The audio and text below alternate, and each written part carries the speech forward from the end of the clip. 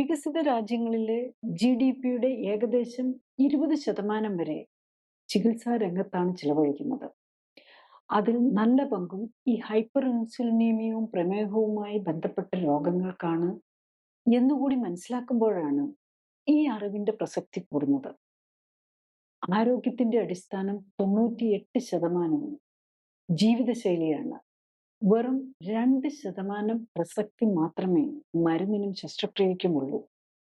അപ്പോഴാണ് വികസിത രാജ്യങ്ങൾ GDP-യുടെ 20% വരെ മരുന്നിനും ചികിത്സയ്ക്കുമായി ചെലവാക്കുന്നത്. നിങ്ങൾ സ്വയം ചിന്തിച്ചു നോക്കൂ. ജീവിതശൈലി നിർത്തി രോഗങ്ങളിൽ നിന്ന് മോചനം നേടണോ, അതോ മരുന്നുകൾ കഴിച്ചുകൊണ്ട് ഇൻസുലിൻ ഇഞ്ചക്ഷൻ എടുത്തുകൊണ്ട് രോഗിയായി തുടരണോ? എല്ലാവരും, പ്രത്യേകിച്ചും മരുന്ന് കഴിക്കുന്നവർ മനസ്സിലാക്കേണ്ട ഒരു പ്രധാന കാര്യം നാം കഴിക്കുന്ന മരുന്നുകളും ഇമ്മ്യൂണിറ്റിയുമായുള്ള ബന്ധമാണ്.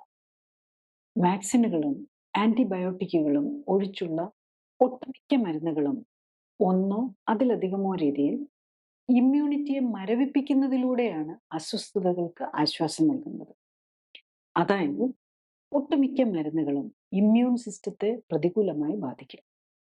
അതിനർത്ഥം ഇത്തരം മരുന്നുകൾ ദീർഘകാലത്തേക്ക് കഴിക്കേണ്ടി വരുന്നവരിൽ അണുബാധയ്ക്കും ക്യാൻസറിനുമുള്ള സാധ്യത വർദ്ധിക്കും. മാത്രമല്ല, മരുന്നുകൾ കരൾ, വൃക്ക തുടങ്ങിയ വിസർജനാവയവങ്ങളെയും ഇമ്മ്യൂൺ സിസ്റ്റത്തെയും ജോലിഭാരം കൂട്ടും. കൂടുതൽ അറിയാൻ ലിങ്ക് ക്ലിക്ക് ചെയ്യുക. കൂടുതൽ വീഡിയോകൾക്കായി സബ്സ്ക്രൈബ് ബട്ടൺ അമർത്തുക.